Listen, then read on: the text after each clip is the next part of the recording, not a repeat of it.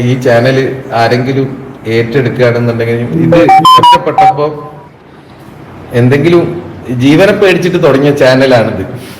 ജീവനെ പേടിച്ച് തുടങ്ങിയതാ. കാരണം ഒറ്റക്കല്ലേ ഉണ്ടായത്. ആരെങ്കിലും പെട്ടെന്ന് എന്തെങ്കിലും സംഭവിക്കുക അല്ലെങ്കിൽ നാട്ടുകാരെ അറിയിക്കാൻ വേണ്ടി തുടങ്ങിയത്. അതിന് പക്ഷെ സബ്സ്ക്രൈബേഴ്സ് ഒന്നും ഇല്ലേനു.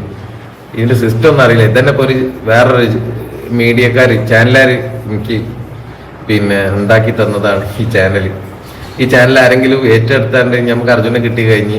മനാഫിനെ കല്ലെറിയാൻ വേണ്ടിയിട്ട് ആളുകൾ ഉപയോഗിച്ച ഒരു തന്ത്രമായിരുന്നു മനാഫിന്റെ യൂട്യൂബ് ചാനലിനെ കുറ്റം പറയാന്നുള്ളത്.